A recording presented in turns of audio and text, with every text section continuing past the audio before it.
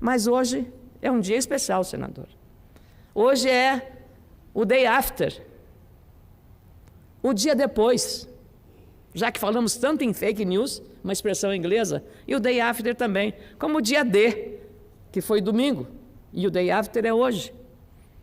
E hoje é o dia de dizer, nesta hora, vitoriosos e derrotados precisam baixar a guarda, guardar muito bem as suas bandeiras, porque daqui 4 anos tem uma nova eleição. E daqui até lá, os líderes, os estadistas, precisam, mais do que administrar a crise grave que vive o país e os estados brasileiros, vivem os estados brasileiros, mais do que isso. Não é apenas administrar a crise fiscal da União, a crise fiscal dos estados, que é o desequilíbrio das contas públicas. As economias dos estados e do país até anda por si, pujança em vários setores. Mas as finanças do Estado brasileiro, seja do município, seja do Estado na União, a crise federativa é aguda. E o líder que emergiu das urnas, consagrado pelo voto direto, precisa assumir a condução de liderança para novos tempos. Esquecer que estamos entrando num terceiro turno de eleição. Nós encerramos a campanha eleitoral no domingo, após a revelação dos resultados pela Justiça Eleitoral. Agora são novos tempos. E o estadista que tiver a capacidade de, não só o vitorioso, também não olhar o retrovisor daquilo que considerou injustiças praticadas, dos ataques do adversário, das críticas mais duras da imprensa. Não olhe o retrovisor. Olhe para frente. Pode até olhar para os lados, mas para frente é muito melhor. E o horizonte é um horizonte que sinaliza para muitas necessidades, mas a maior delas é de paz, concórdia, tolerância.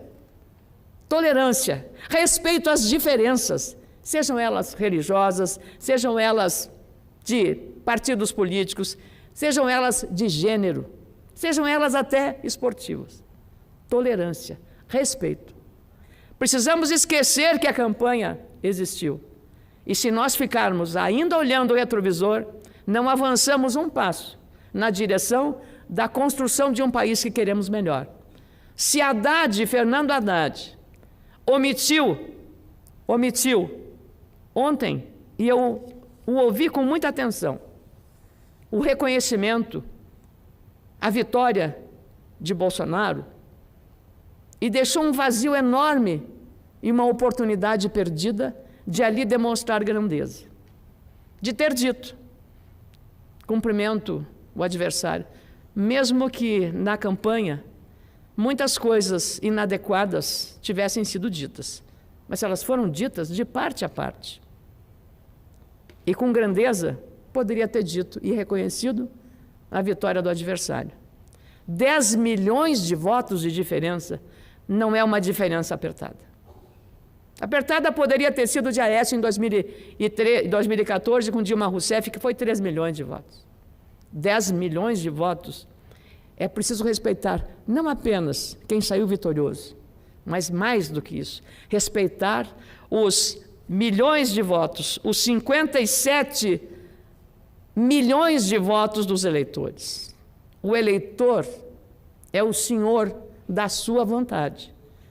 E esta palavra de respeito ao eleitor, que foi votar livremente, de norte a sul, de leste a oeste do Brasil, a este eleitor é que a palavra do derrotado deveria ser dirigida tanto quanto do vitorioso. Este vazio deixado ontem na mensagem de Fernando Haddad foi preenchida com 3 linhas no dia de hoje, no seu Twitter, na sua rede social. Ele escreveu: Presidente Jair Bolsonaro, desejo-lhe sucesso Nosso país merece o melhor. Escrevo essa mensagem hoje, de coração leve, com sinceridade, para que ela estimule o melhor de todos nós. Boa sorte. Parabéns, Haddad. Mas na política, não basta apenas um gesto certo. O gesto também, na política, tem um símbolo, a hora certa. Mas você preencheu o vazio de ontem, na omissão a reconhecer o vitorioso, mas a também não lembrar que 57 milhões de brasileiros e brasileiras votaram nele. Mas essa mensagem, ao meu juízo modesto, preencheu aquele vazio e eu espero e confio na sua sinceridade. Claro, quem está na oposição perdeu a eleição, é minoria. E assim como o vitorioso, que fez 57 milhões de votos, Vossa Excelência, Fernando Haddad, 47 milhões de votos, precisam ter um diálogo respeitoso em nome do Brasil, não em nome dos seus respectivos partidos. O Brasil é maior do que os dois partidos. O Brasil é maior do que as figuras que encarnam a liderança de dois projetos antagônicos. E é exatamente na sua sinceridade que eu acredito, Fernando Haddad, na mensagem do seu Twitter no dia de hoje. A oposição não pode botar fogo no circo, não pode, aproveitando de uma situação dessa de radicalização, esse clima, imaginar que os 47 milhões de votos são todos da esquerda, são todos do PT ou são todos de partidos de esquerda. Não. Há muito voto aqui que é de gente que não tem partido e não gosta de partido político. Há muito voto aqui de dúvida, que apostaram acreditando na mensagem do candidato. Não pode o PT pensar que 47 milhões são votos do partido. Estes votos precisam ser respeitados e avaliados aqui neste número. E é exatamente essa a responsabilidade da oposição. A arrogância é um dos maiores adversários da política. A arrogância não é o melhor conselheiro, não é a melhor conselheira. A arrogância, se persistir na conduta da oposição, poderá levar a uma situação como vivemos hoje, daqui a 4 anos. Então é muito importante que esta eleição tenha deixado, senador Regufe, lições verdadeiramente eficazes à compreensão. Por que chegamos nessa radicalização? Por todos os erros cometidos pelo PT. Não teríamos chegado a esse desfecho se tivesse sido outra a mensagem, outra ao governo. O resultado poderia ser diferente.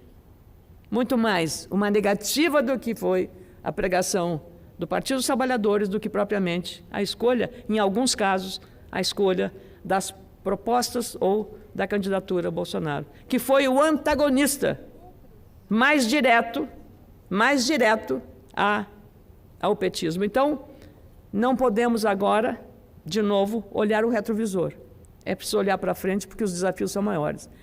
E o presidente Bolsonaro precisará ter a habilidade de fazer um entendimento com o Congresso Nacional de maneira também respeitosa, altiva. O relacionamento com o Poder Judiciário, absolutamente dentro da chamada liturgia do poder. Mas mais que isso, sinceridade, lealdade e confiança. Nas mãos dele está o comando da nação. E essa nação dilacerada por esse processo eleitoral, atacada por fake news, por dúvidas sobre fraude, sobre urnas eletrônicas, por uma facada no meio do caminho, que quase tirou da disputa Jair Bolsonaro. Houve uma tentativa de homicídio, senador. Não foi uma facada qualquer. Então é preciso compreender isso. E é preciso também que a sociedade brasileira respeite o sentimento da população. Eu posso não concordar com tudo que o eleitor deseja, mas eu tenho o dever de respeitar a vontade da maioria. Esta é a única atitude que precisamos ter neste momento, de tantos desafios, de tantas carências, com 13 milhões de pessoas desempregadas, com o Estado falido do ponto de vista de oferecer para o cidadão serviço de qualidade. E, mais do que isso, a nação, o país, precisa e quer e espera dos seus líderes esta capacidade de olhar para frente, de comandar o país para que ele se reencontre. E a oposição, se quiser sucesso, não adianta a revanche. A revanche vai apenas, a vindita, vai apenas agravar os problemas já graves que nós estamos vivendo. Não é o confronto que vai resolver os nossos problemas. Não é apagando o incêndio com gasolina. Não é botando fogo no circo. Ao contrário, quanto mais responsável for a atitude da oposição no Brasil, melhor será para a democracia. Ela deve, sim, fiscalizar rigorosamente o novo governo, nos limites da sua responsabilidade, mas jamais fazer provocações como a que alguns estão insinuando fazer a partir de terça-feira. O Brasil não merece isso. E quem fizer e ousar desafiar a lei e a ordem, ou desafiar o princípio constitucional do respeito à propriedade privada, do respeito ao direito do cidadão, do direito de ir e vir, não vai encontrar pela frente um caminho muito favorável nem positivo. É preciso, por isso, muito juízo, muita moderação, muito equilíbrio e respeitar essa diferença de 10 milhões de votos. É preciso respeitar o que a urna decidiu, e a urna e o voto do eleitor e da eleitora é soberano, é individual, é solitário,